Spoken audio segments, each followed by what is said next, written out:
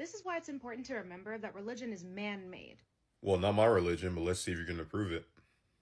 Every single detail included in the religion had to be agreed upon. Yeah, so this just isn't true, and I'm curious to see what type of evidence she provides. The Council of Nicaea is a perfect example of this. Yeah, that's just not true, because the Council of Nicaea produces the Nicene Creed, but what's in the Nicene Creed simply stems from the Bible itself. People legitimately started being like, okay, Arius might have a point, and that's why the council was formed. Now, I want to be clear with the point I'm trying to land home.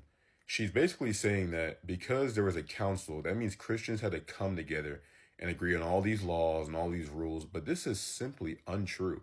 Just because there was a council that was held to address Arianism, that does not mean that Christians had to come together and there wasn't a majority consensus view on Jesus being God.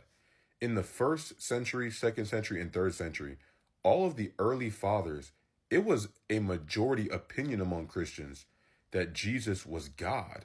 And because that stems from the Bible itself, you can go with early church fathers like Justin Martyr, Tertullian, Irenaeus, Ignatius, Clement of Rome, Theophilus of Antioch. I can put all their quotes on the screen. When what was being taught in churches throughout the first century, second century, and third century undeniably was that Jesus was God.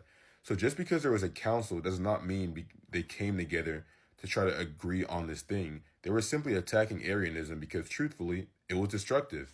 It's a very deceptive tactic that Arius tried to use. And I want to make this clear too. Arius clearly makes a category error when he talks about Jesus being begotten. Now, the point that Arius was trying to land home was that because Jesus was begotten, he can't be God, because if he's begotten, that means he didn't exist at a certain point of time. But what Arius seem to forget is that when you're begotten from something, that means you share its source, you share its nature. If Jesus is begotten from an infinite source, that would mean that he's also infinite. And that's why Christians would like to use the term eternally begotten.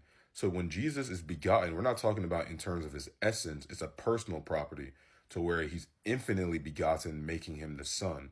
And this just isn't something that it's a later interpretation from Christians. This actually stems from Scripture itself. In Micah chapter 5, verse 2, it talks about how the Messiah is going to be begotten in Bethlehem.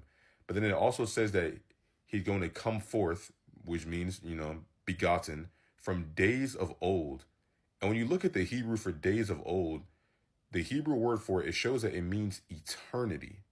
So Jesus being infinitely begotten or eternally begotten is not a later Christian term where we're trying to make up for, Arius' genius point. No, it simply stems from Scripture itself.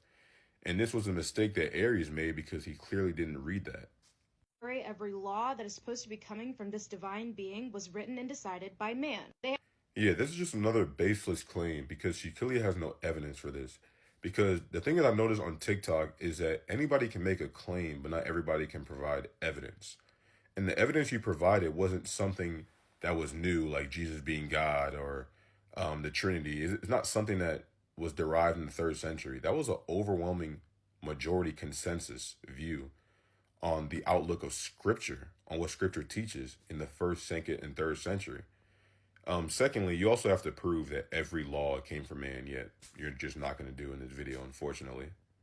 And the crazy part is they still don't agree. There's thousands of denominations of Christianity alone. Yeah, I'm so sick of this take. Christianity has over 45,000 denominations. First of all, a lot of that stems from misleading articles with a very specific method of what they consider a denomination. Even in the Bible, in Romans chapter 14, Paul talks about how there are matters that are disputable. So if a denomination has something that's very, very distinct from another denomination, it doesn't mean there's a very, very complete separation. There are matters that are disputable and there are matters that are not. And for the overwhelming of these denominations, the core doctrine is similar. So I don't know what you're talking about here. If this was coming from something divine, there would be no need to have council meetings to decide on things. Yeah, I think what she seems to be forgetting here is that the doctrine of the Trinity was the majority view in the first, second, and third century.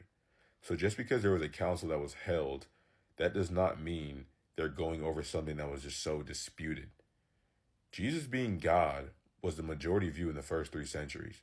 And if Arian is using Scripture and misusing it, I think a council is necessary in order to point out falsehoods. So, yeah.